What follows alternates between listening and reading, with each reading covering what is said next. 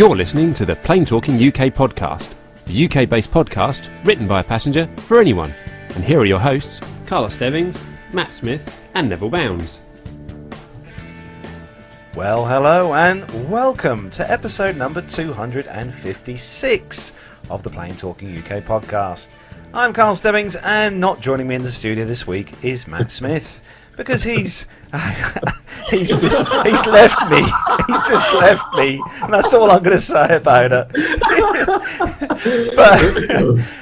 but he is joining us through a video link, and I'm just going to press this button here. Hello, Matt. How are you? Hello, I'm very well, Carlos. How is the head? I'll tell you what, Matt, I'm having such a great time being here on my own in the studio. Well, not quite on my own, but pressing all the buttons and Ladies and gentlemen, hopefully this is the last time we have to restart, but if you are listening to the audio version, obviously, which will be perfect and beautiful in every possible way, Carlos has had quite a bit of a mare in regard to the start of the show, in the fact that, as I say, this is now, I think, in fact, actually some of the comments in the chat room, Tony S. particularly has made me laugh. He says, I'm glad the previous 255 practice shows are paying dividends.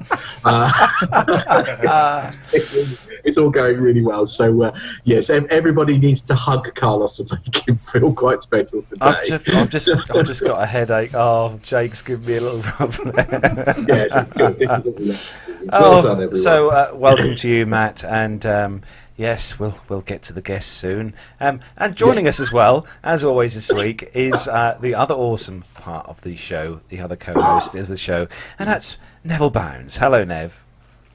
Yes, hello. Pleased to be back on the show. And I was unavailable last week due to some lateness coming into Heathrow for starters, and also some customer issues that I had to deal with when I did get here. But yes, there'll be some stories about that later on in the news. But all good. Thank you very much indeed, and looking forward to another great show. Excellent. So joining us as well this week, he's still on location somewhere in sunny Europe. It's the awesome fourth member of our awesome team at Armando. Hey everybody, happy Saturday night. I am back in Germany on location. My accommodations have improved quite a bit from a concrete room and a prison-looking room into a nice Airbnb. But so I had a nice weekend with Steve and Ivy last week after the show. Took him down to Duxford and spent about 3 hours there looking at airplanes. Not long enough, and then a couple pints out in Cambridge. So just a great weekend with him, and it was really great having him in the UK.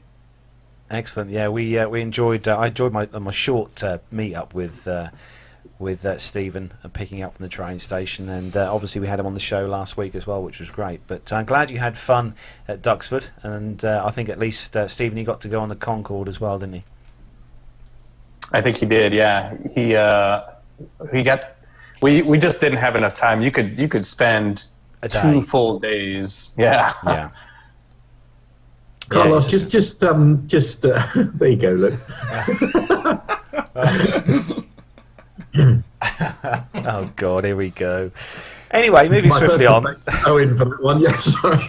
Moving swiftly on, we have got guests with us in the studio, PTK studio this week, and joining me in the studio this week, he's the best CFI on the entire planet. It's Stuart O'Neill. Oh, hello all. And Stuart, it's safe to say you're having a really great day today as well. Yeah. Well, I was just going to say, I was looking forward to coming on the show and saying hi all, and everything's all really good. I'm back on my feet and was in Asia and flew on Laotian Airlines ATR, which was really good fun. Oh, ATR 72. Yeah, and saw a Pilatus Porter in Thailand as well, which I might get to fly in the future. Ooh. But and I've just been flying in Sweden, and I was looking forward to going to Toulouse next week and visiting an Airbus factory. But as you all now know. And it's official that my airline has gone into administration. Yeah, that's very sad news indeed. Yeah. But I'm sure the community will all stand by and help you, Stuart. Because No, thank you. It shouldn't be too difficult for me to get a job now, but I've got the magic hours and such. But it's just a bit of a shock. I was meant to be on my command upgrade course in April. No. So. But at least now, I suppose I'll be able to see you a bit more coming over where I work in the caravan. That's the ticket, Carlos. Yeah, that's the ticket. It's all about you, isn't I will be buzzing the caravan because I again. have missed Stuart flying the caravan at Beccles. It is, it's been a real, you do miss Stuart doing haven't the been dives. nosediving over Bungie. Yeah.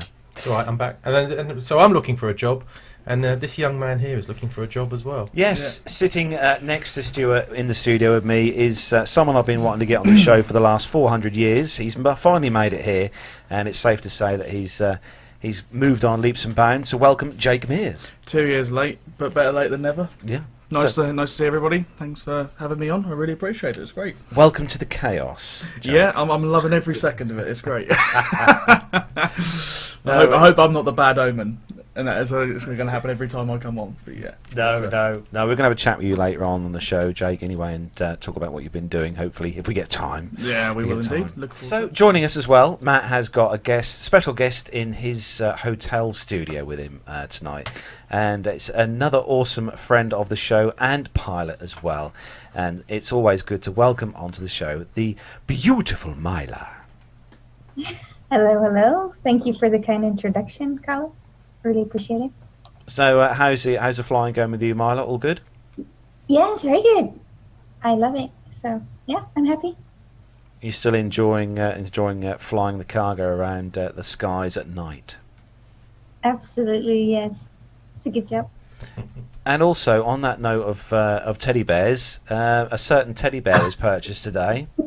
Absolutely. If you'd like, we're to build a bear. You've got to see this one, guys. For those of you who can still see the stream on YouTube, you can see the PTUK teddy bear. Now this is a one-off, I might just say, before we start getting orders through. It's requests start coming through. The requests are going to start coming through for PTUK teddy bears, and I think that's a little bit further down the list, Matt. Would you say? Yeah. We'll start with mugs and see how they go first. We'll talk about Build a Bear another time. Yeah. Right, and then we could do hedgehogs and sheep. Right. Okay. Okay. Yeah. I just want to lie down in a darkened room, frankly. We just got to hope that BT don't supply the mugs. Right. Yes. Yeah. Let's hope not. Let's hope not. Indeed. Okay. So we are going to start the show then, as we do each week, with our rundown of the weekly news from around the world and the UK. So if everyone's ready. Yes. Yeah. Definitely. Yeah. Ready to go? Already. Let's go.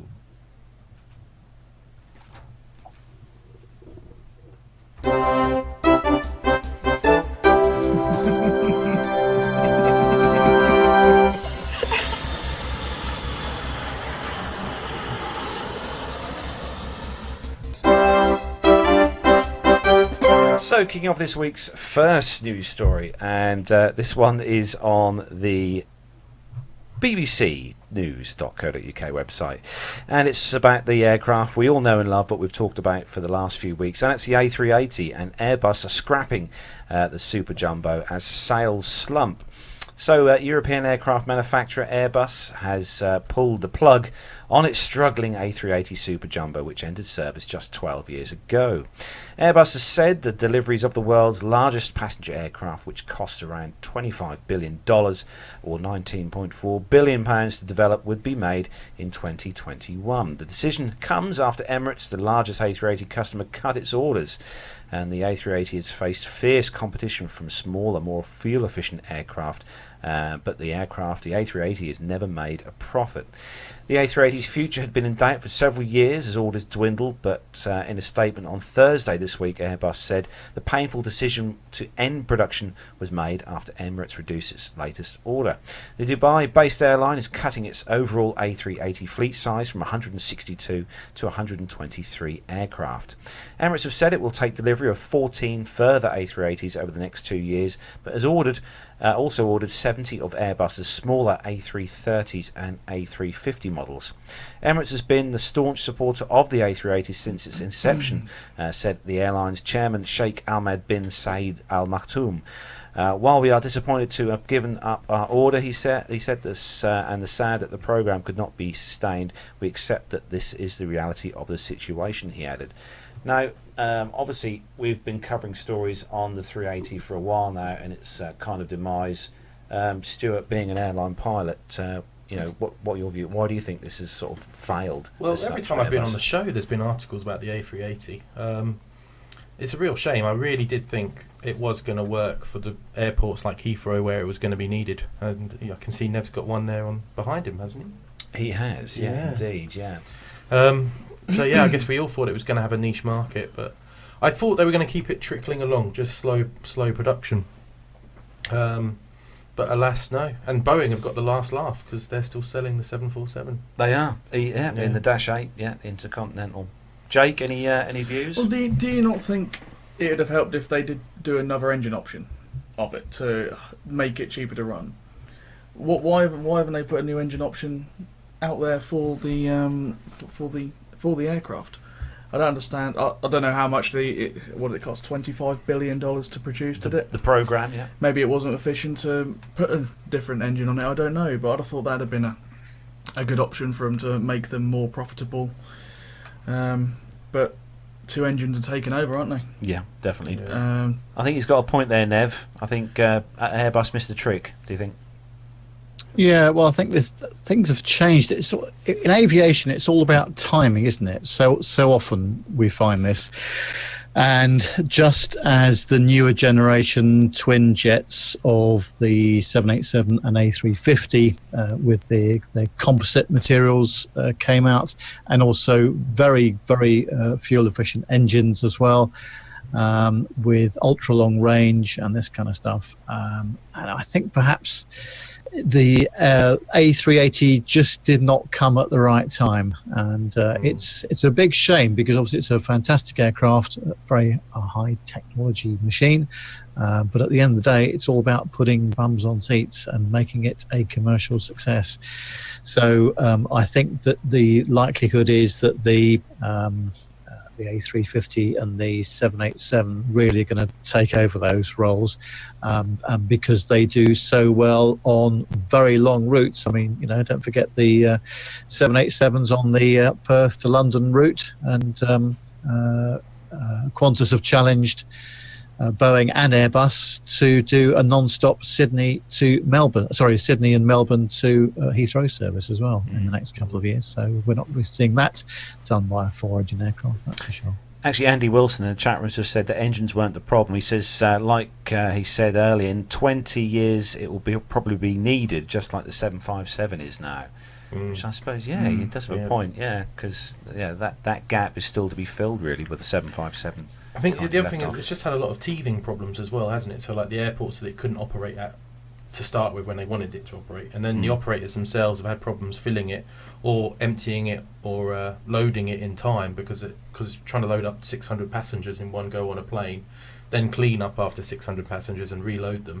They just didn't have the experience at it. So I think there was a lot of teething problem with that. Maybe in the future, like if Ryanair could get them and make it efficient and back it out and use it straight off and back again. Actually, Tony S. Do you think a lot of this is actually to do also with the fact that people want more efficient engines? And so if you're running, obviously, because the A380, I mean, even with my little knowledge, obviously, I know that it's got 4 engines on it. And I mean, virtually all of the aircraft are now looking at sort of like 2 engine options. Do you think it's something as simple as that? It's all about trying to, a lot of airlines are trying to appear to be environmentally friendly and that. I mean, do you think that would be a factor in it? I think that's probably right. I mean, that's one of the problems that the BAE 146 had, the Avro RJ. It was the 4 engines, wasn't it? And a lot of airlines didn't like the 4-engine look because it is a thirsty thing. It's a brilliant aircraft. It gets out of lots of small airports, but it does drink fuel. And I think it can be the bit of a look of a 4-engine aircraft being a bit of an anti-eco aircraft, I suppose. Might give that sort of an impression, mightn't it? Potentially. There could be a chance of them coming back because ETOPS, extended twin operation range. So all the big twins now, the 787s and your A350s. I don't know how many hours of ETOPS they've got. How many hours they can run for 3.5 or 4 hours? Something like that. But I mean, there could be a big incident. I mean, there's been Trents running down, and they've been parking in Iceland and stuff recently. So I don't know if there's a few more incidents where they might bring back the amount of hours they can go extended on one engine. I think, don't you think, Stuart, that I think had ETOPS not been as successful as it was, and yes, obviously there have been some incidents. I mean, ETOPS aircraft are incredibly reliable, and they've obviously had the range and they've had the total reliability. Had that not been the case, I think there might have been some more appetite for four-engine aircraft. But certainly they've managed to get the reliability, even with the Trent 1000 problems. Pretty good. There's some great comments in the chat room, actually, if I may. Jennifer is saying Airbus guessed wrong about what the industry wants/needs right now. And again, Tony's saying it's difficult to read the market potential of 10, 15 years ahead of production.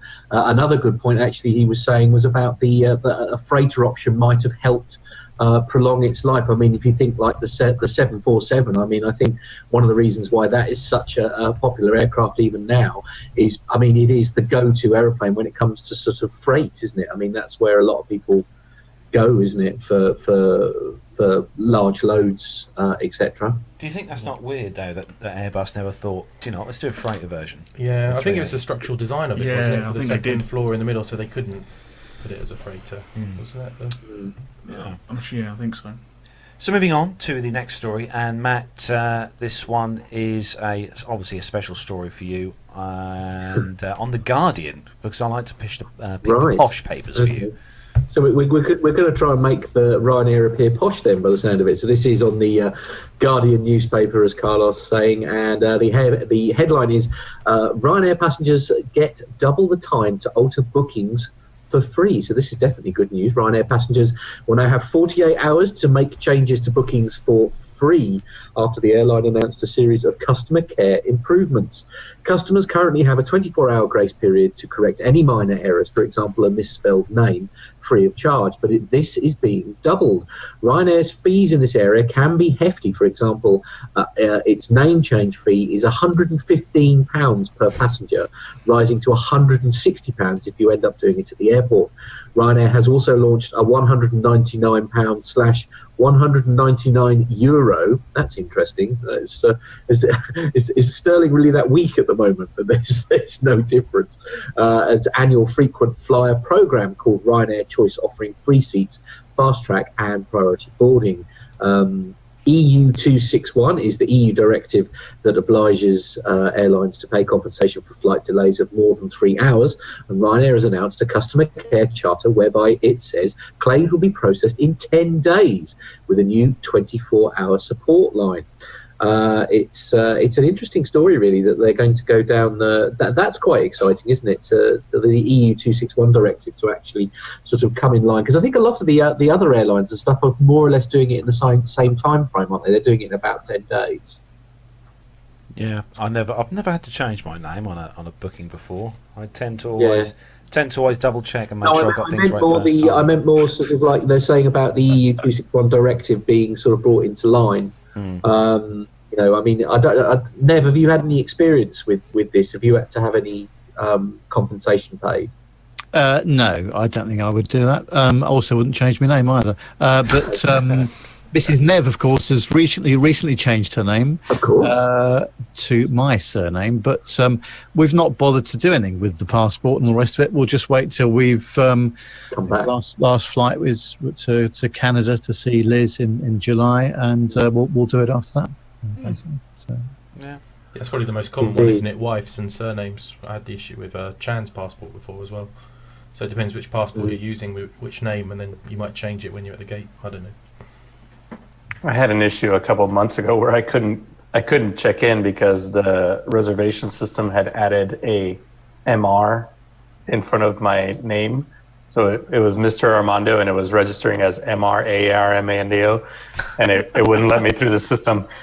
I thought I was going to have to pay the name change fee. No, for system errors, you shouldn't have to pay anything. Not if it's not your fault. Is it one of those issues where you've got to prove that it's a system error, though? They're not always, the helplines are not always willing to sort of help you off, straight off the bat. They were running a Mac. Anyway, moving on to the next story. Anyway, Nev, moving on to the next story, and Nev, obviously, the pride of place is for you with the third story. Thank you very much indeed, Carlos. Well, yes, it's another media fail, ladies and gentlemen. And on Friday, when I was flying back to Heathrow from Amsterdam, Schiphol, just before I got in, there was a 787 landing, and of course a bit windy, so obviously there's a bit of media coverage. And this is on the insider.com, and it says on Friday a British Airways flight from Hyderabad, India, to London was attempting to land at Heathrow Airport when strong crosswinds picked up. The plane was rocked side to side by the winds as it started to touch down, but then bounced off its back tyres. Wow. And this was obviously a 787, and so they're showing a picture of a 747-400, which always is good. Fantastic, nicely done. And actually, Jerry at Big Jet TV was there, and he captured the incident, which was great, and that went viral on social media. And it says in a statement to the website, British Airways said the plane's pilot conducted a standard manoeuvre known as a go-around after the initial landing attempt. This landing manoeuvre, in which the aircraft circles the airport and lands safely, is fairly common and well known amongst pilots. Is it really? If you're truly afraid of flying, you might want to click away from this story now. Here's something more pleasant to read instead. But if you're here for the drama, then keep scrolling, because this video of a British Airways flight bouncing off the runway is something you need to see. I'm not going to go on about it because we've seen it so many times, and there's just so much misreporting on this story. It's just horrific. Yes, it was windy, and plane went around. End of. Yeah. A little bit spectacular, but no, I think that. Funny enough, when we were landing, I think the wind was straight down the runway because it was pretty bumpy, but there's no hint of any sort of crosswind really, and it's just one of those things. It's how it is. It was actually more bumpy around about 2,000 feet or so, just as we joined the ILS. I think that was very, very wiggly up there. But no, when we got it down to within just across the threshold of the runway about 50 feet, it was all right, actually, not too bad. But yes, of course, the media love a good dramatic story, but could we just have the right aircraft, please? Stuart, you just seen, obviously you watched that video. What do you think of that? It was just a go around, that was all. It was a little bit it was a bit of oscillation just at the end, so everybody weren't happy, and yeah. But I mean, surely this is a classic example of this is totally 100% the right thing to do. Somebody wasn't 100% happy with what was occurring, so the captain and the first officer, or probably just the captain, just went, "No, I'm not happy with this. Let's go around." I mean, that's actually. Can you see how far it is down the runway? How far is it down the runway? Don't know. They probably started that go around right as Stuart said. The nose started to drop just a little bit. I'll bet you as soon as that they felt that nose drop, they started putting the power in. And also, did you notice as well that that aircraft had plenty of energy in it, didn't it? So there was no issue at all in terms of speed and all the rest of it. And I would imagine as well that they were added a few knots because of the windy conditions as well. So non-issue. Yeah.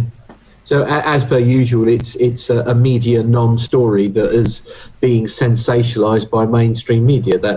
That's what it is again, isn't it? Media non-story, but it did look good, didn't it? Yeah, it did look good. I'll give you that. But yeah. So moving on to the next story, Armando. This next one is a special one for you. Yeah, this is from the Aviation Herald. And it is a Compass Embraer 175 near Reno, Nevada, that experienced severe turbulence and injured 8 individuals. So this ERJ 175 was flying on behalf of Delta Airlines. Registration 613 Charlie Zulu, was performing flight 5763 from Santa Ana to Seattle, Washington. Was en route about flight level 340, 100 miles south of Reno, Nevada. Just overflying the first mountain range of the Sierra Nevada, when the aircraft encountered severe turbulence causing altitude deviations of about 200 feet and injuries on board the aircraft. Trolleys, everything loose, like meal trays, were disturbed, in quotes, across the cabin. The crew decided to divert to Reno, where the aircraft landed safely. Flight attendant, 3 passengers were taken to hospital. The FAA reported that a flight attendant, 7 passengers were injured when the aircraft encountered severe turbulence. There was a passenger in the toilet that came out bleeding from his head, and there's a picture in this article that shows the beverage cart was there's soda and drinks on the ceiling, and it looks just like a real mess. Those carts are not light by any means, and No. it looks like it actually went up and hit the ceiling and came back down, so it could have really hurt somebody. Yeah, I suppose this is one of those things, isn't it? It's you run the risk. I mean, they normally, if there's any hint that there might be severe turbulence during flight or whatever, obviously the captain or the first officer will pull the plug as quickly as possible and ask everybody to take a seat. But I mean, sometimes, it is by very definition a tricky beast to track, isn't it, as to how severe the turbulence may be. Actually, I was going to say, if anyone who's looking at the story on the Aviation Herald, I can't put the pictures up because that's just too much of a technical nightmare. But if you take yourselves over, there is, enter Armando, there is quite a good picture of the interior of the cabin of the aircraft with, quite a mess in there. Yeah, and clear air turbulence is a thing. It can happen. Last week we had a story about mountain waves. But clear air turbulence can happen, when weather systems are getting too close to each other, cold to warm temperatures. It could be caused by a bunch of different things where it's not, you're not able to forecast it as well as one would think. So, you have any dicey, turbulent flights, Stuart? With nothing too excessive. No. No. Been in some hard turbulence, but nothing that bad. No. But I mean, they are saying there's more and more of it globally. It's just the way things are, isn't it? They're saying with the El Nino effects and the amount of air traffic, it's just increasing. Well, I think it's also clear, really, this is a very unusual extreme event, isn't it? I mean, it doesn't, these things are, to this level, it's not commonplace for something like this to happen, is it? No, but not that level, but it is increasing. Extreme temperatures and extreme weather, I think it's increased turbulence, just unfortunate. And the equipment to detect it is limited. Quite often air traffic control are asking you for ride reports, and we're always kind of telling them, this level's better, or can we go down or up a bit, and then they'll be asking us, and then it's just a sharing of information about ride reports in European airspace. So next story, Stuart. Go on, Armando. There's specific areas too that airlines know, dispatchers know, that are more prone to either mountain waves or clear turbulence. It could be the Rockies, the Central Plains, California, and Newfoundland, the Great Lakes. Those areas are all sort of known and more apt to experience something like this. So, what about with you, Jake, doing the GA flying and stuff? The turbulent weather, obviously, in a light aircraft is a bit fun. Yeah. To be honest, I got quite lucky with my commercial training. I never really had too many bumpy rides. I was got quite lucky with that. I was in the back of a friend's lesson who was doing his instrument rating, and it was his first time in the aeroplane, and we were flying at night, and we were going through storms. We were getting some ice on the wings and things like that. That's a bit hairy, and that's the worst I've been in. That's the first time ever I actually did up my seatbelt a bit tighter. So I'm going to belt myself in a bit here. That was getting a bit hairy. But generally speaking, I never encountered it too much, actually. I got quite lucky with it. Yeah, you get used to it anyway. So probably my tolerances, any commercial pilot tolerances, is going to be better than anyone who's just a regular, probably passenger. Matt. But I don't have no words. I don't like turbulence. Don't get me wrong. Yeah. But you do get a bit more of a tolerance to it. Yeah. You sort of deal with it. But yeah. So Stuart, the next story is one for you. This one is on Flight Global, and it's a Ryanair story. We thought we'd give Matt a break. Oh, thank you. That's because it's narrow body. Yeah. Yeah. Sorry, Matt. I shouldn't have said that. Okay, yeah, this is Flight Global. Ryanair Max to make debut at Stansted. Ryanair's first Boeing 737 Max narrow body will be deployed at London Stansted Airport. Speaking at a media event in the UK Capital Day, Ryanair marketing chief Kenny Jacobs said that the first of the low-cost carriers on-order Max jets would arrive at the Essex Gateway in April and be followed by another 4 this year. Jacobs notes that the aircraft fitted with new interiors will offer more legroom and more seats than the carrier's 737 NGs. Flight Fleet's analyzer data shows that Ryanair has 135 MAX 8 jets on order, all of the high-density MAX 200 sub-variant, and holds options on a further 75. And is that the end That's of the the end of the story, yeah. Oh. So it's safe to say the fleet, Ryanair's fleet, is increasing in size, and obviously we knew they were going to get the Max variants coming online. I mean, they're obviously using these across the globe now. The Max. I haven't actually had a chance to fly on one yet. Anyone? No, not me. No, it'd be nice. A room service food update, by the way, ladies and gentlemen. This has just been sent in by Owen. Apparently, it was cheaper to. Now, I don't believe him. I'm not going to lie. Apparently, it was cheaper to do this than it was to order one meal to have delivered by McDonald's. I don't believe him. I've got to be honest. Oh dear. They look even smaller boxes though than over here. You know, the Big Mac. I'm sure it's getting smaller and smaller. Yeah. You know, the Big Mac Grand is now the one that looks like it used to in the photographs. You know, that's.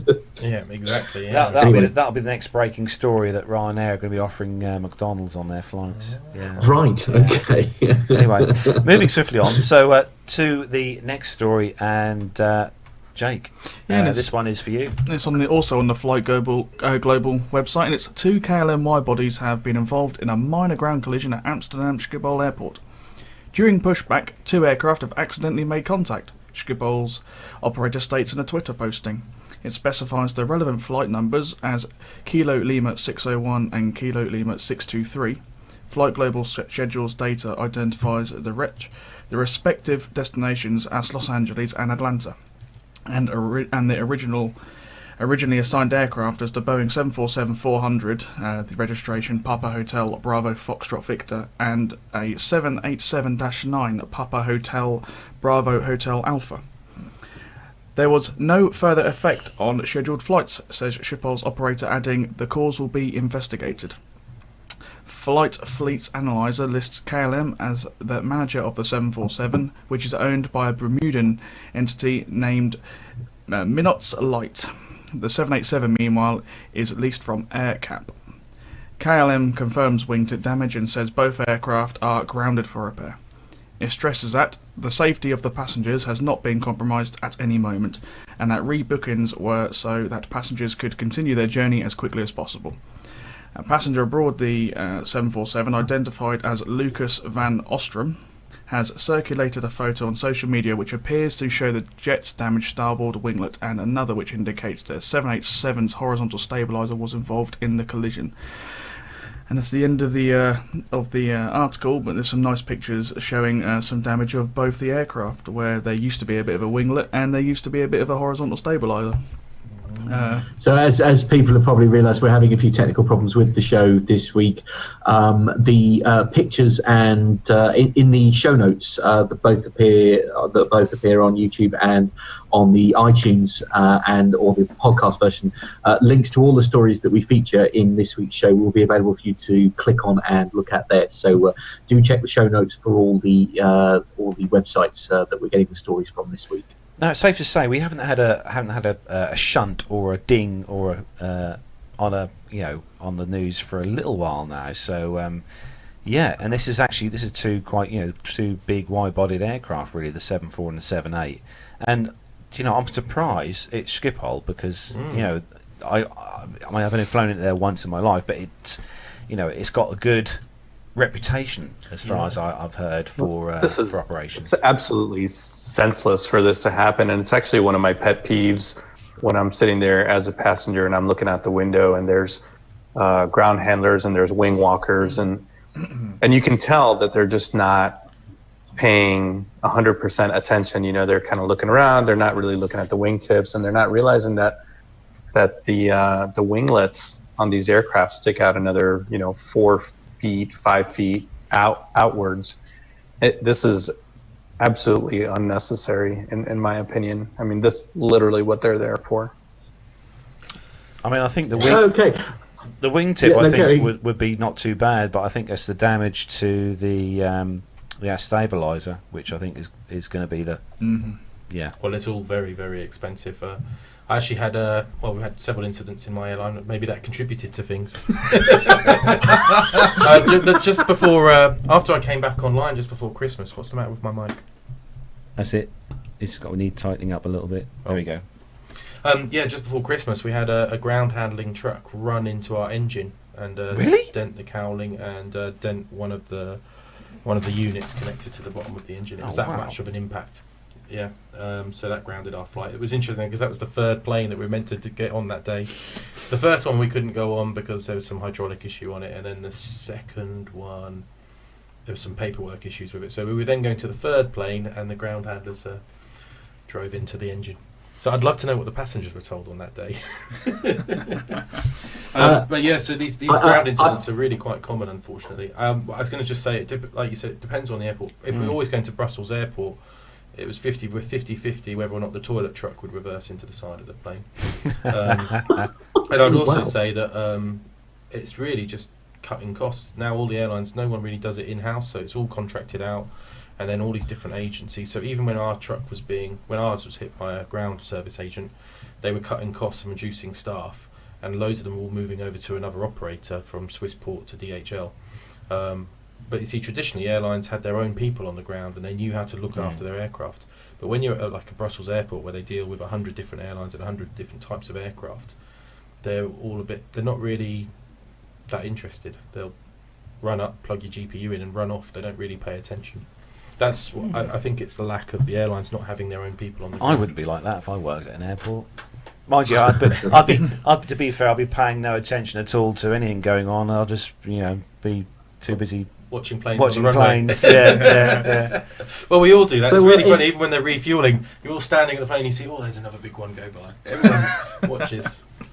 So if anybody happens to be sort of near where Owen is based, there's been a bit of an incident in regard to his fast food delivery, in the fact that for some reason the guys turned up and given him another order. So if anybody is near where Owen is based, he's got enough food there to feed about 15,000 people by the look of it. And if anyone's ever seen how big Owen is, Owen's not the biggest guy, to be fair. Owen/Jesus. Jesus, yeah.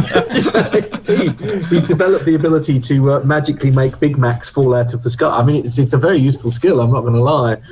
And actually, on the note of Dubai, Mila, would you like to take the next story? Well, I would, except I didn't get this show notes. Sorry. All right, hang on. I'm on it. The next story, which Mila's going to read, is on the Fortune.com website. And it's actually regarding the airport in question where Owen is not far from now. So, Mila, what's this all about? And don't drone on. Just a second, just 1 second before, because this is the privacy statement of the website. Is it? Right, okay, this is going well. So, most likely... one moment, caller. You can't get the staff, it's terrible, isn't it? Jane, scroll down, see what it says. Oh, I see, let's click continue. There we go. Here we are. Right. That was flawless. So, on Fortune.com, Dubai airport disrupted by unauthorized drone activity. Can we just... Yeah, there we go. Sorry, it started to play a video. Sorry about that. There we go. And it's still playing it. Stop it! It keeps playing the video. This is a disaster of a show. I'm so sorry, ladies and gentlemen. Anyway, there we are. Dubai International Airport stopped flights for half an hour Friday morning following unauthorized drone activity. It follows an incident at London's Gatwick Airport in December, which descended into chaos as drones disrupted pre-Christmas flights for 33 hours, causing approximately £50 million or $64.5 million in losses. Dubai is the world's busiest international airport, handling about 90 million passengers last year, the Wall Street Journal reports. An official in Dubai said Friday's airport closure was caused by a guy in the desert operating a drone. It wasn't immediately clear if the person responsible was arrested. No one was ever arrested for the Gatwick drone disruption, which cancelled 1,000 flights and affected more than 140,000 passengers. Drone activity is an increasing worry for airport administrators. In January, both London Heathrow and Newark Liberty International Airport in New Jersey had to briefly stop flights after drone sightings. Their mere presence near an airfield can dramatically disrupt commercial air travel. The US government wants to be able to track drones and identify their users in real time, but rules are years away from becoming final.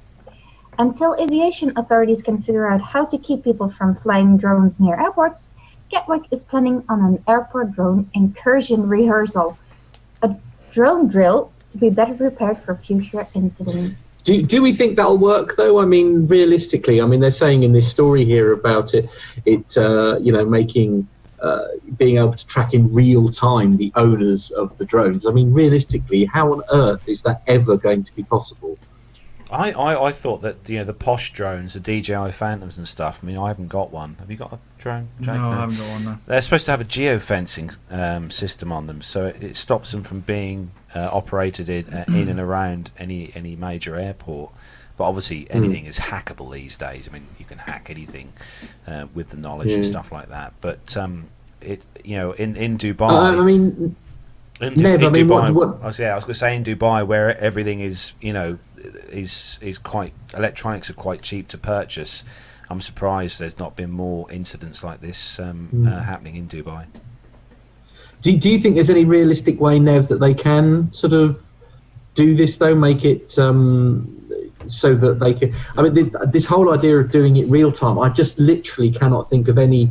Because you look back to the Gatwick thing, and as Carlos saying, obviously, that it got all geofencing and everything all built into it.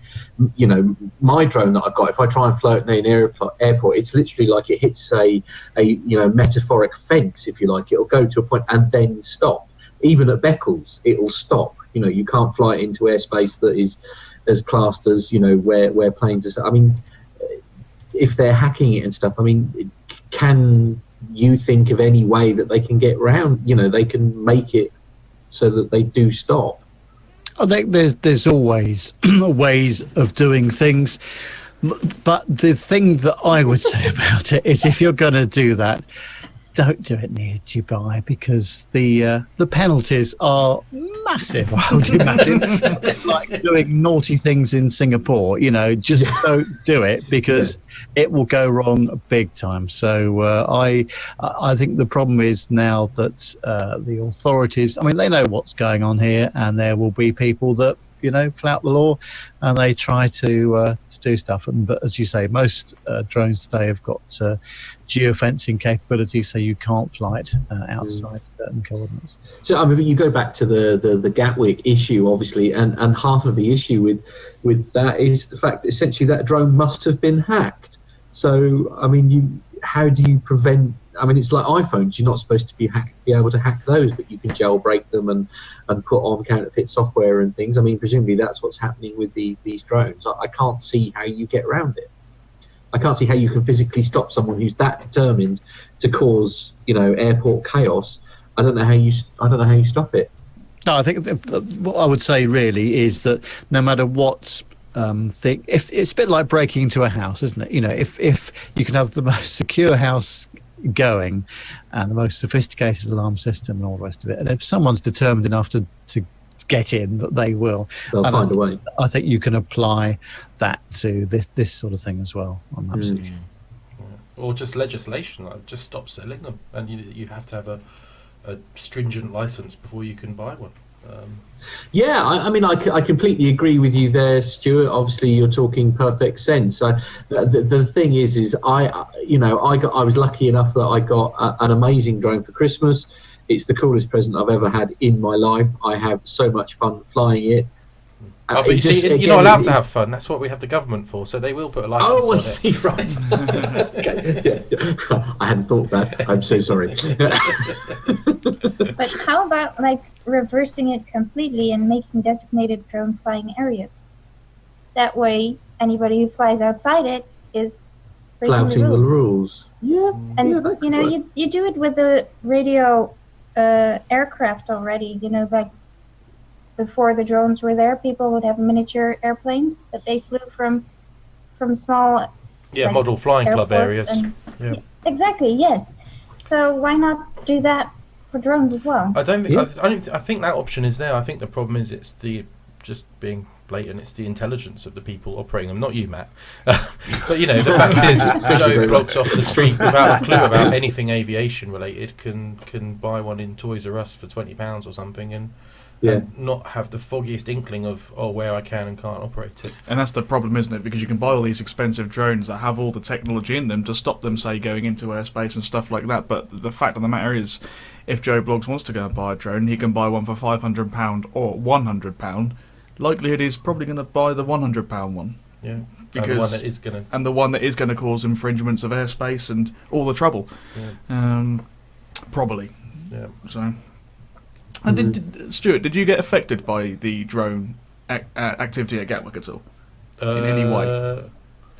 It did cause up some problems on Europe Control flight plans, so we did have a few delays just because of flight plan issues. But that's interesting, because it affected my training.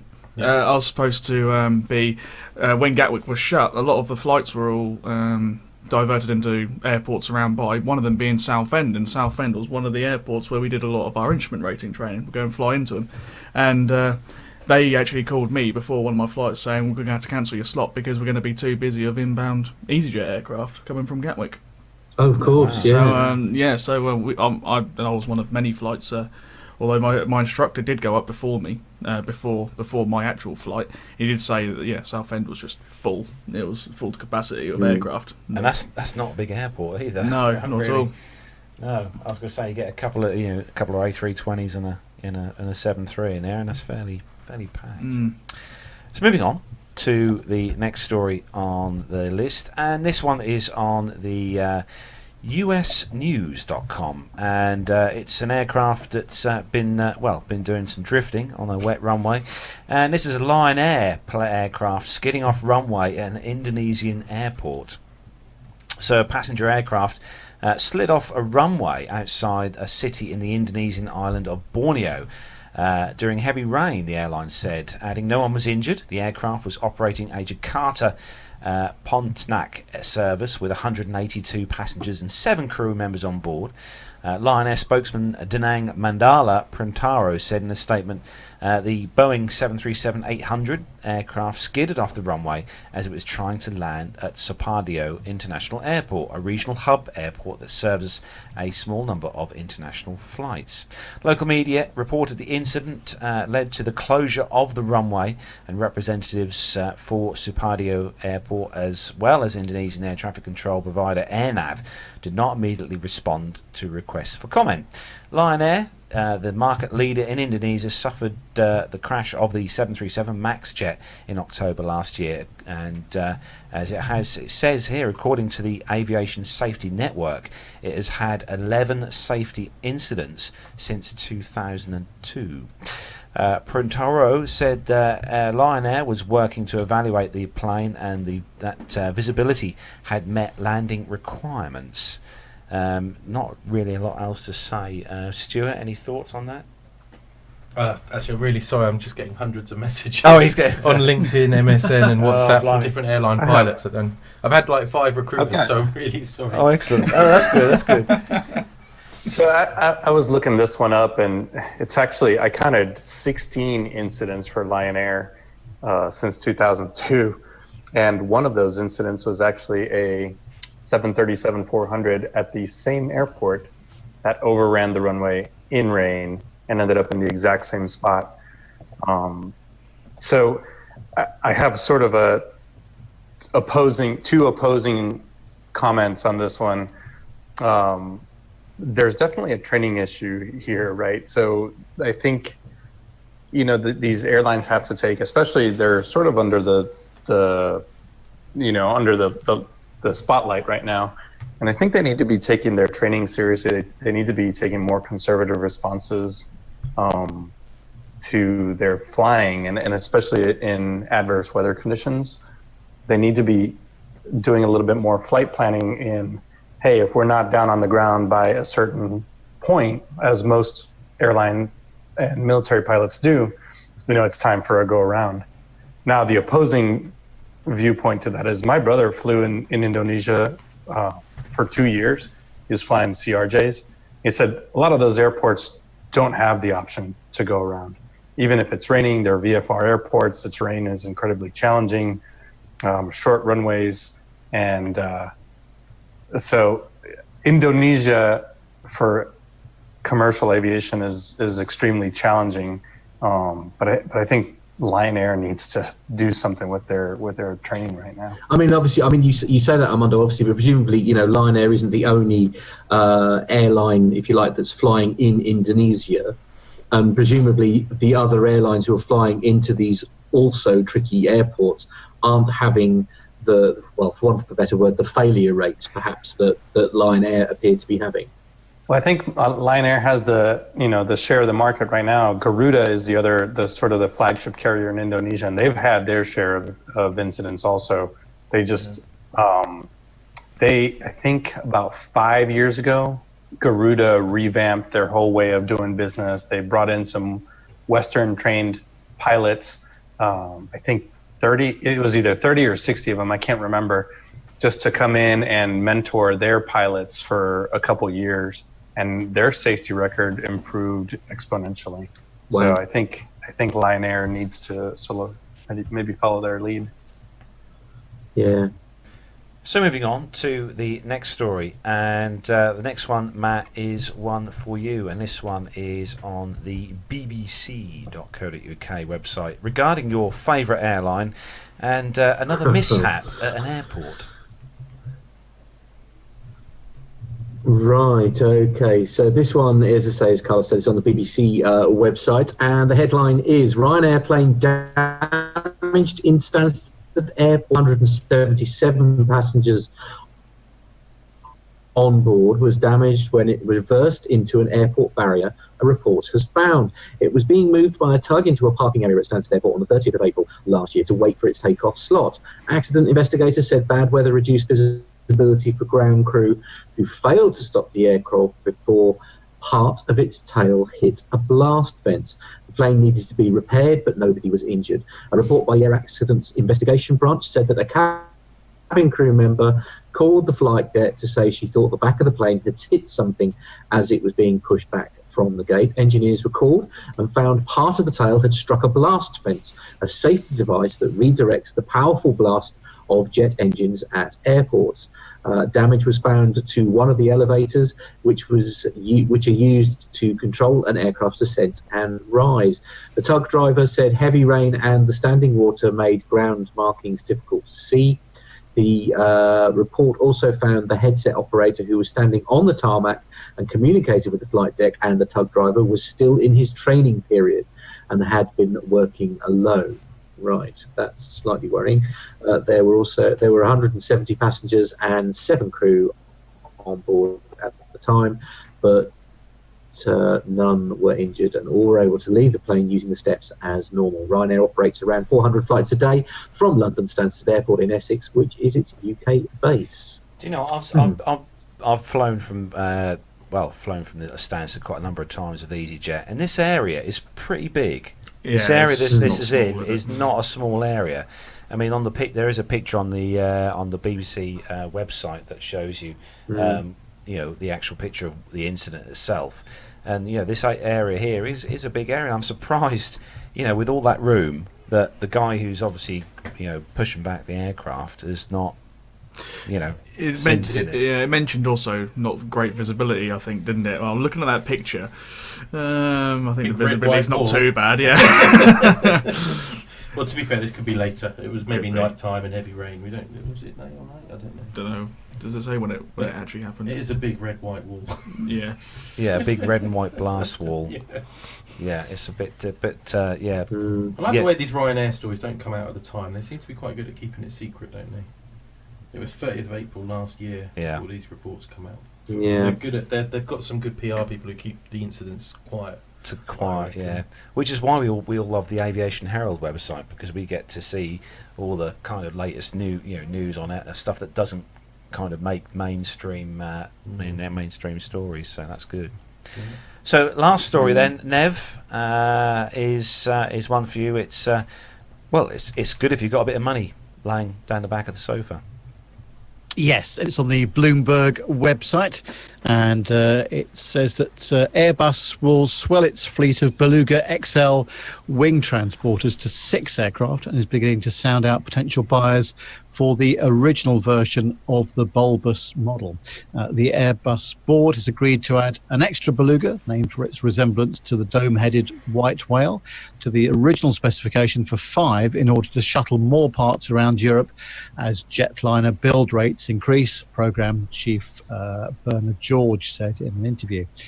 Airbus wants to offload the original Belugas once it has 3 of the larger XL planes in service by the end of 2020 and has begun approaching potential new users, George said on Thursday at the company's wing plant in Broughton in Wales after the first test plane touched down. These might include specialist operators such as Cargolux and Russian outsized freight carrier Volga Dnepr Group. The Airbus A330-based XL features the same low-slung cockpit as the original, developed 2 decades ago, allowing the front hinge to open, but is 6 meters longer and 1 meter wider. That's big enough to carry both wings for the newest A350 widebody, rather than its predecessor's one, which is what the disadvantage was, which could only carry 1. So that's going to be a huge improvement for them, but they've got to sell the other ones as well, somehow. Yeah, I was looking, Nev. The unit costs on these Belugas when they were first brought into service, fresh off the line, 183 million euros. Oh, okay. So it's I wonder what the second-hand price is on one of these. If they're going to flog if Airbus are going to flog these off second-hand, obviously they're going to have to make them make a good price. But I wonder who's going to buy these. Well, I think there is a really good option for the Russians, because I remember seeing a documentary about the I don't know if it's that particular company, but one of these Russian outsized cargo operators, and they were operating the giant Antonov and the slightly smaller Antonovs. But they're constantly reservicing them, and they were saying about they are limited on hours with them because of the ages of the airframes. So there is just physically they're running out of hours on some of the aircraft they've got. So they would possibly take these at a reduced price if it just fills the gap, because I think they're talking about rebuilding a new Antonov cargo variant. So that can be out in the future, but there's going to be that time gap in the middle where something like this might work for them. Yeah, we'll have to save up the pennies for that, won't we? We'll see what happens with that. So, moving on with the show, that's the end of the commercial news segment for this week. And we've got some military news to get on with, so I suppose we really ought to crack on with some military news. So if everyone's ready? Yes, yeah, all good, yeah. Let's go. Okay.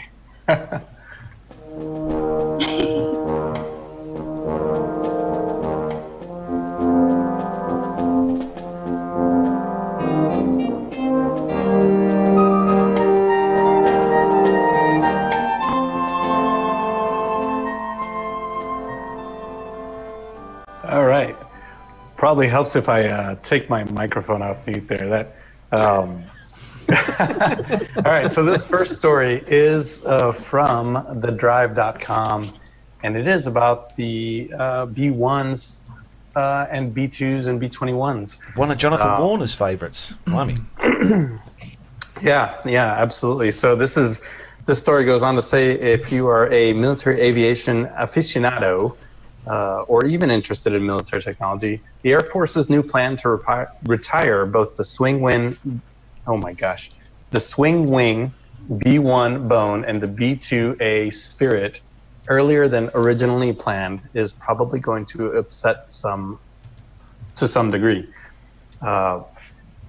Bombers, Carlos, you caught me off guard on this one, so I was reading the show notes. Let's see. Bombers in particular capture the public's imagination and interest like no other combat aircraft, and everyone seems to have a favorite.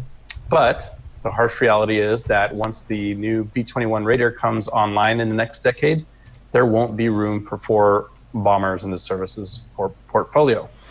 February 11, 2017, Aviation Week reported that the U.S. Air Force has created an updated bomber vector, basically its future roadmap for bomber platforms, which includes divesting the B-1 and the B-2 by the mid-2030s. These decisions orbit around what we believe is the most important program in the USAF's portfolio at this time, which is the B-21 Raider. Although it's designated as a bomber, it will certainly be able to perform those traditional missions.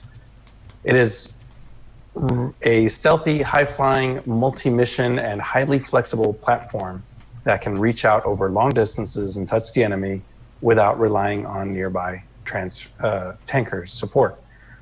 Let's see, the Air Force says it needs at least 100 B-21s, but many within the service and external to it are calling for a fleet much larger than that.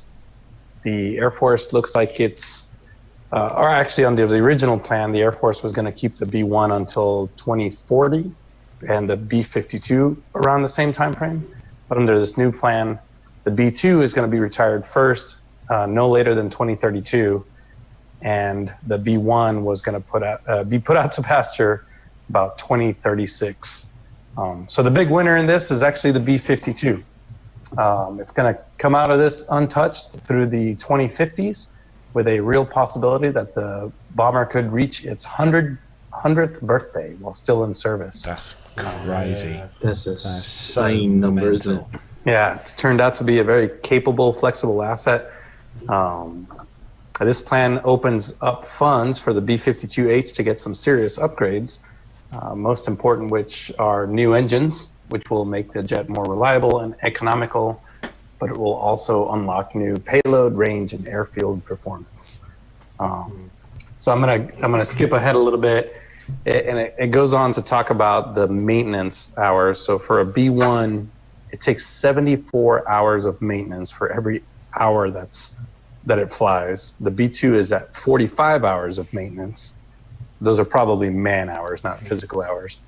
And the B-52 is right around 62 man hours of maintenance.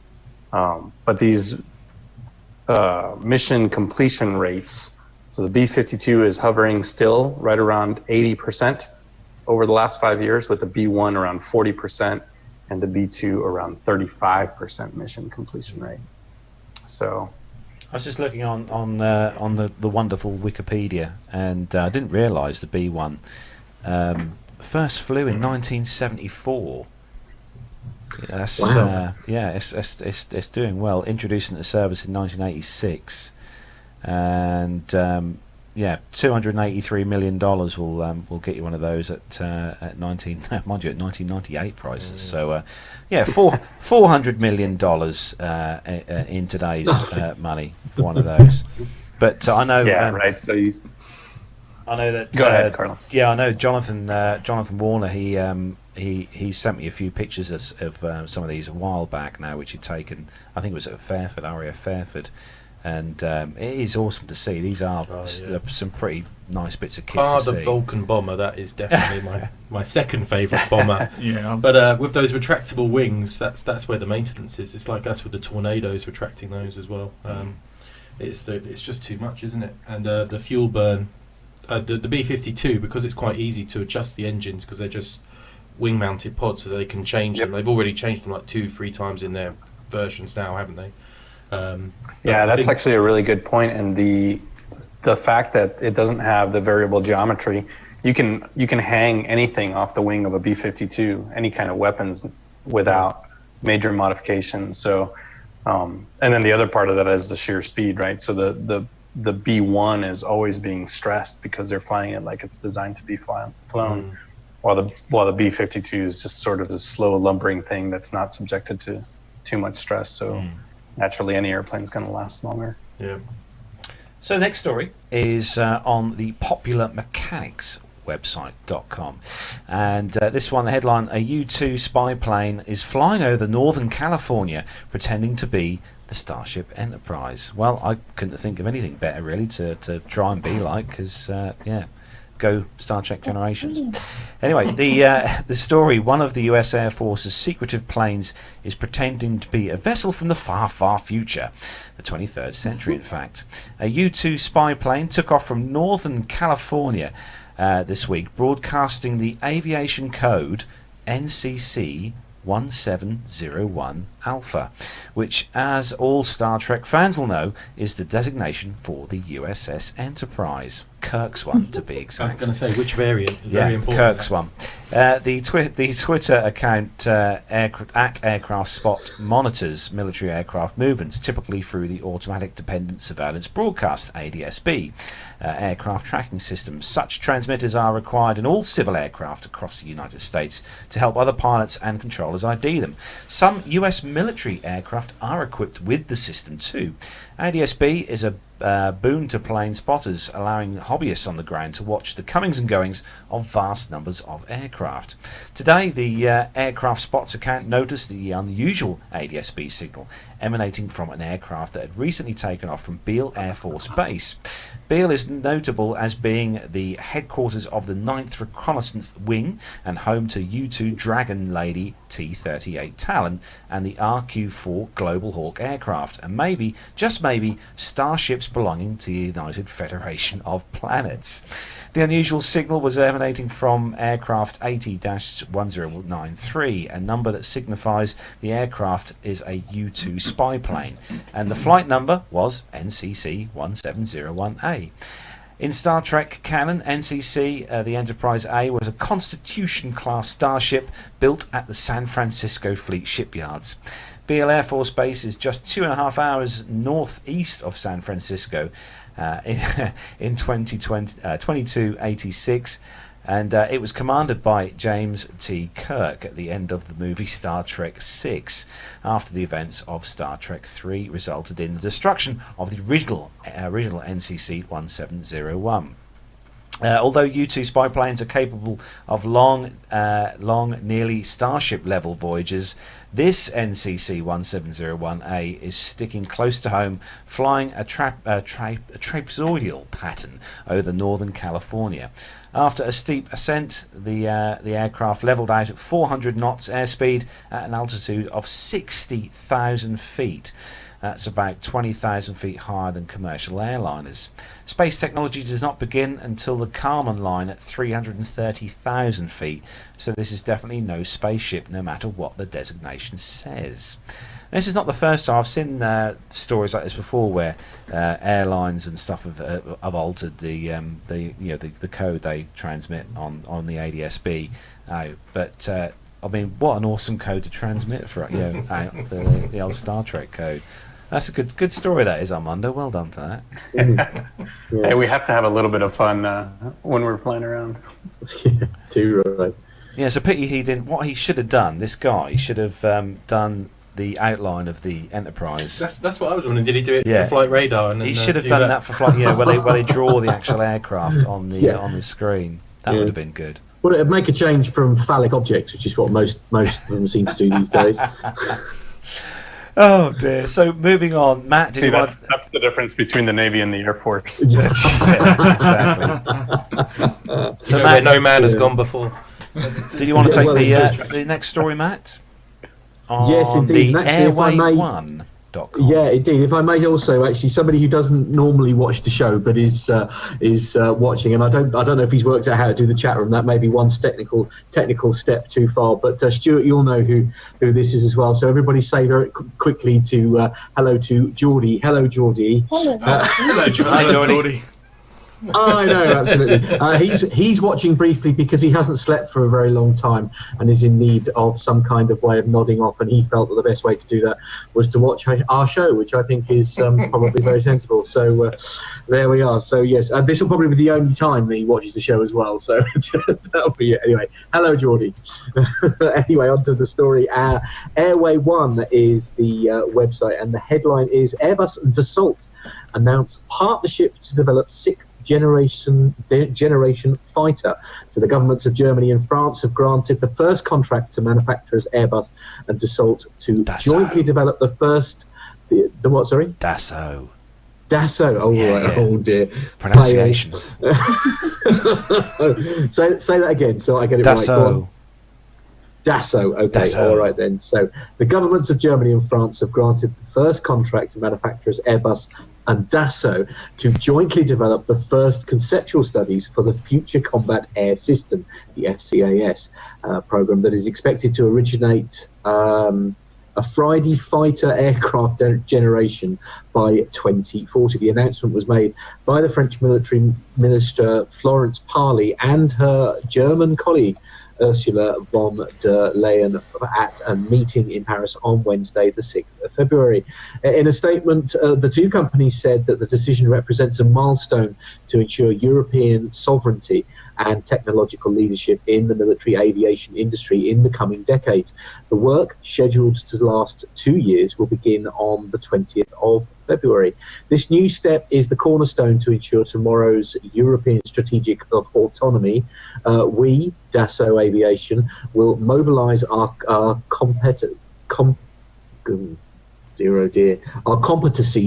as a system architect and integrator to meet the requirements of the nations and to keep our commitment as a world leader in the crucial field of air combat systems, says Eric Trappier, who's the chairman and CEO of Dassault Aviation. Dirk Hoek, who is the CEO of Airbus Defence and Space, said FCAS is one of the most ambitious European defence programmes of the century. With today's contract signature, we are finally setting this high technology program fully in motion. Both companies are committed to providing the best solutions in our nations with regard to the new generation fighter, as well as the system of systems accompanying it. We are truly excited about having this opportunity and appreciate the trust in both our companies. Yeah, I think this is probably a great partnership between two well-established companies. I always think it's funny to read these stories because there's not that many people making, defense products and fighter planes and bombers and things like that. So when I see collaborations between two big companies, it usually turns out pretty well. And this is great for, for Europe to develop their next generation fighter too. And it seems like only 10 minutes ago we got the F-35, and now they're already on about, designing something even more space age.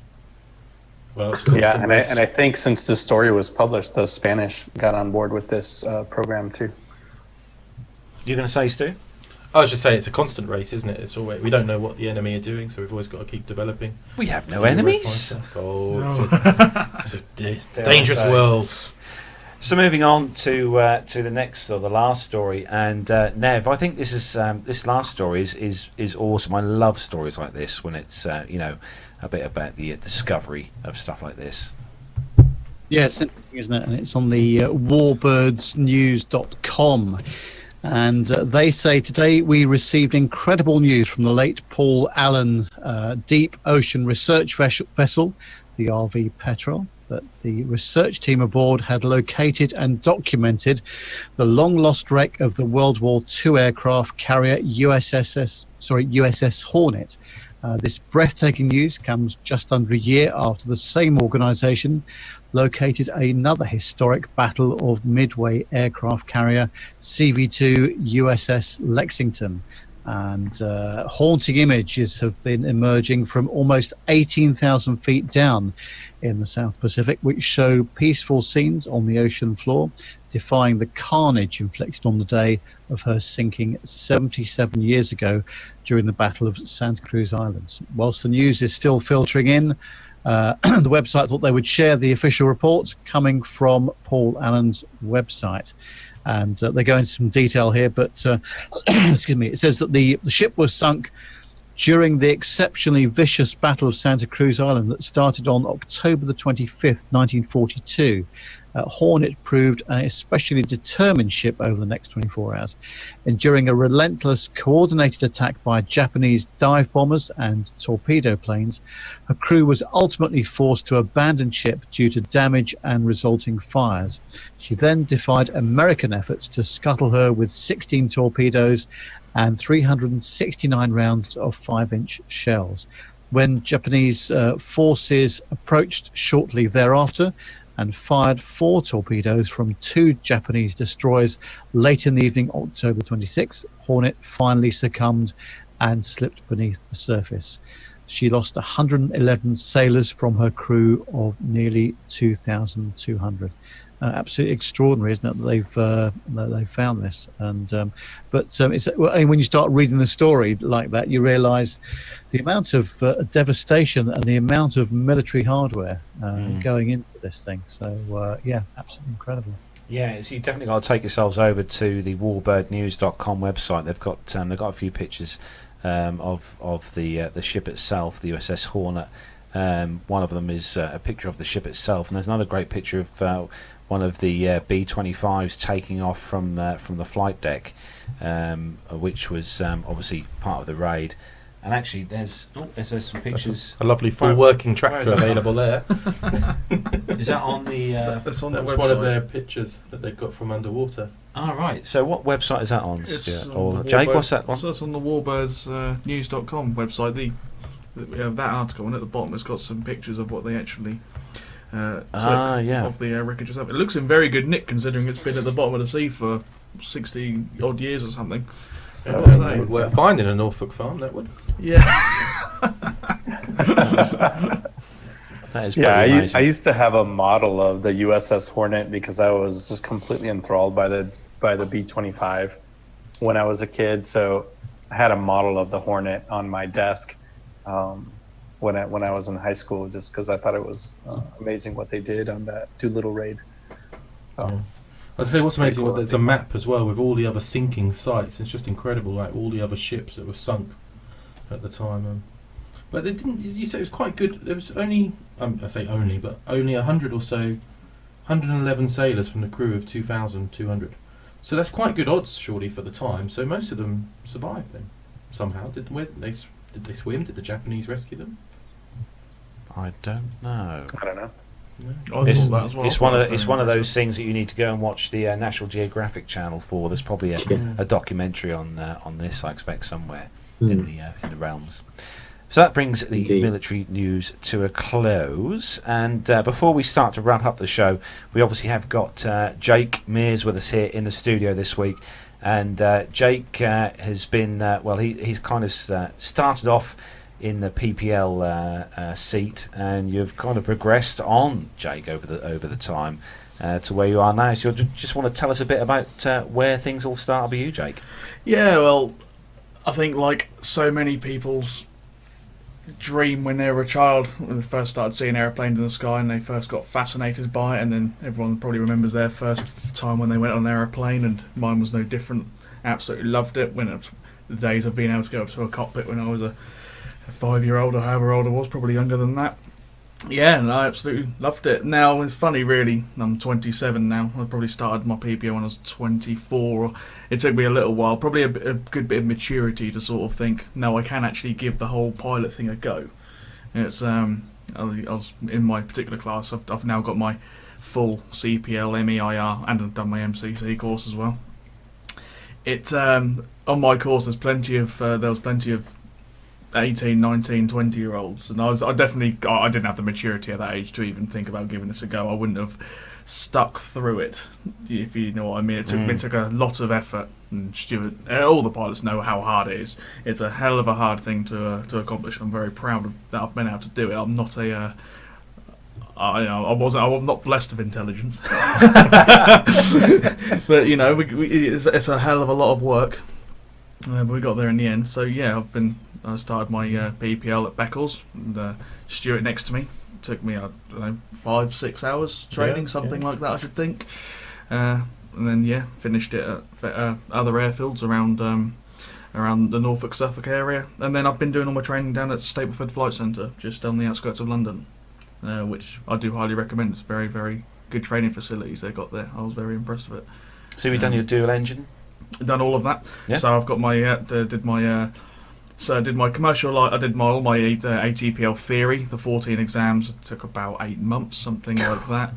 Yeah, 8 months of pretty much 6 days a week, 12 hours a day studying. For me, not everyone has to do that much, but I knew I had to do that to get through it.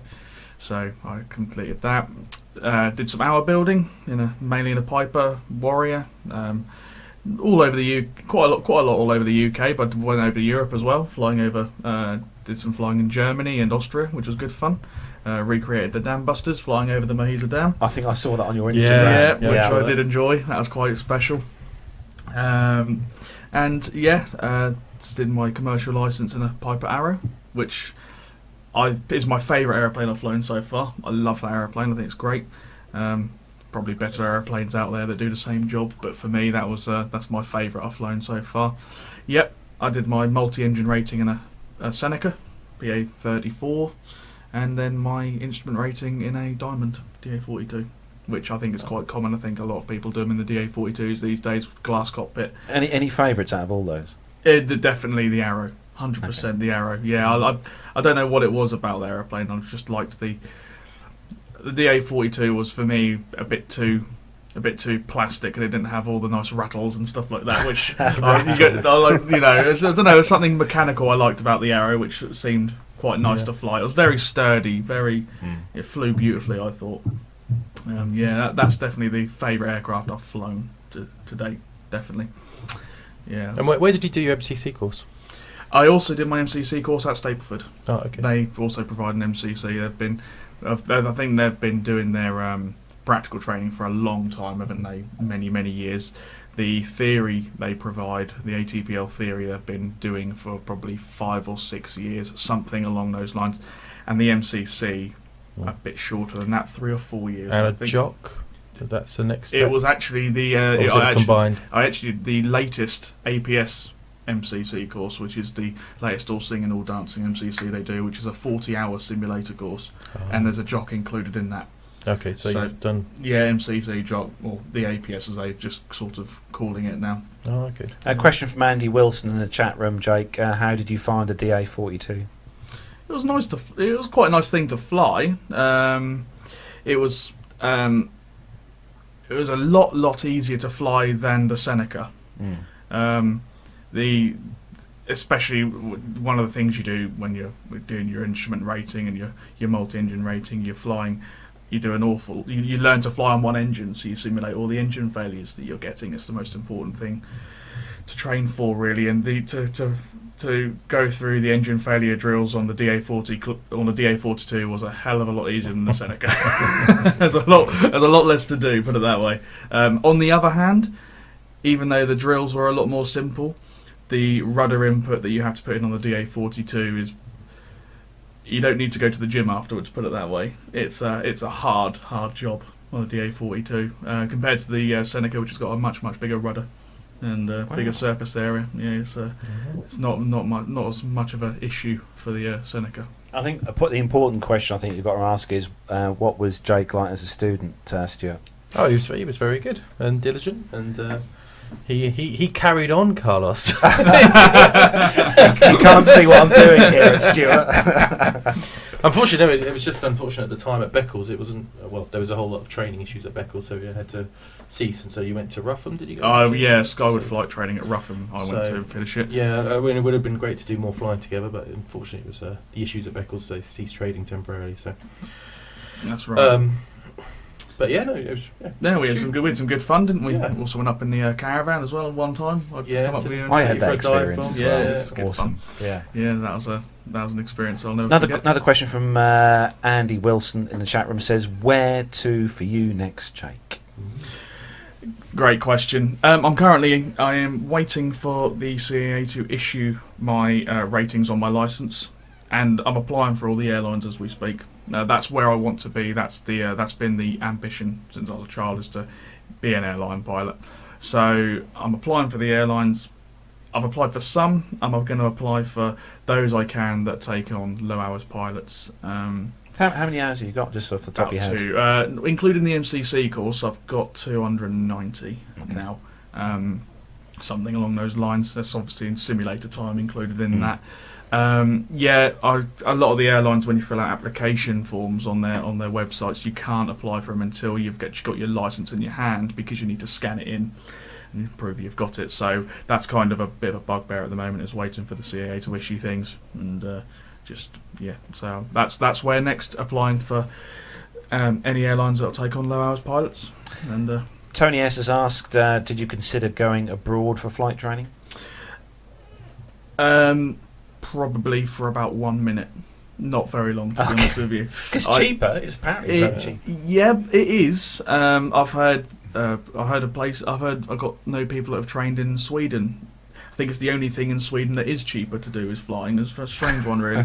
But I didn't consider it much. I was taking lots of things on board when it came to think about where I was going to live and how I was going to fund things, and it was near Stapleford Flight Centre. I was fortunate to have family nearby who I could stay with whilst I was down there. Oh, that makes a big difference. Yeah. Made a big difference. So it saved several £1,000s in living costs and stuff like that, really. So trying to do it as well as I could, try and keep the cost down. I know it could have been cheaper to fly the aircraft abroad, but as far as the whole package, it was probably a little bit cheaper to do it where I did it in at Stapleford. And as costs go, they seem to be rather quite very, very competitive. I thought it was good. Yeah, excellent. Good package all in all. Nev, Armando, any questions for Jake before we start to wrap up? I was going to ask you, Jake, how long ago did you start flying? When was your? How old were you when we began it all? I started my PPL about 3.5 years ago, something like that. I was doing my PPL training whilst I was still working. Took a couple of years to complete, doing it sort of part-time. I started full-time training, so I'd done my commercial training all full-time. I started that on September 4th, 2017, and I finished everything in last month, the 20th of January last month. Yeah. So about 17 odd months full-time, and then a couple of years just part-time PPL training prior to that. Yeah. Armando? No, I don't really have anything to add other than just, wish you the best. And, I look forward to hearing about your path forward, especially going to the airline, since in the U.S., you got to have at least 1,000 hours, 1,200 hours before you can even apply. Yeah, thank you very much. Appreciate it. Times are changing, aren't they? I know a lot of 250-odd hour flying time pilots who are getting employed by the airlines at the moment. Times have definitely changed, which is very good for me. Don't get me wrong, great for me. But yeah, it's thank you. I appreciate you. I appreciate the best wishes. Thank you. But Armando, you've got one last question to ask Jake, haven't you? Absolutely. It's always our favorite question. So, Jake. I think I know what's coming here. You should know what's coming. If you had the choice, any airplane, present, past, future, not even in existence, what would be your choice of airplane to fly? I've struggled to nail this down to a couple, really. I've got. I think I was thinking on this on my drive here, and I think I've got it down to sort of 3. 3? You can only have 1. Yeah, but I've got it down to 3. Yeah, I like how airplanes sound, but from a kid I loved the Mustang P-51, loved it. So I think I'd choose that as. So the sound of a Mustang. The sound of a Mustang. The looks of. sound of a Mustang. The looks of a Gulfstream G650. And as I think my favourite airplane I'd really love to fly in the airline world is a 757. So that's the one for me. I'd love to have an opportunity to fly one of those. Which I know Carlos likes. Yeah, I like those. But I don't think my time. I think I've come a little bit too late to probably fly one of those in the airlines world. So maybe I'll fly its predecessor if it'll try and kill you. Don't do it. You'll have to do the 797. Yeah, that's the one. So there'll still be plenty of 757s flying around for charter airlines, I think. So I think if it's your dream airplane, don't give up on it. That's right. Yeah. So we'll see what happens. Yeah, so merge all those together, and that's what I will fly. Wow, that'll be quite a beast. Yeah. So that is where we're going to wrap up episode number 256 this week. It's been an epic show. That's definitely one for sure, and I think Matt's going to have some fun with the editing suite this week. For sure. I have no idea how I'm going to piece a show together as of this technical farce. I'm not going to lie. Well, there's about 10 introductions for you to choose from. Absolutely. I've got plenty to choose from, certainly. Yeah, absolutely. So don't forget, you can catch us on the internet, www.planetalkinguk.com. You can find us the website there. We've got the T-shirt sales part of the website is now fully up and running, and we have got a fresh delivery of some new PTUK T-shirts as well, which you can click on the links there on the website. And actually, Mila is wearing one. I'll just cut to that camera there. You can see Mila has her PTUK T-shirt on there, with the lovely embroidered logo. So you can click on the website and you can purchase one of those as well, but not the bear. I'll just cut back to that. We're not doing the bears. We should definitely do bears. Don't forget, you can also email the show, podcast@planetalkinguk.com. You can also email the hosts of the show. I am Carlos at planetalkinguk.com. Nev? Yes, Nev at planetalkinguk.com. That's original, isn't it? We worked really hard to decide on the email addresses, didn't we, Nev? What's your one, Matt? Matt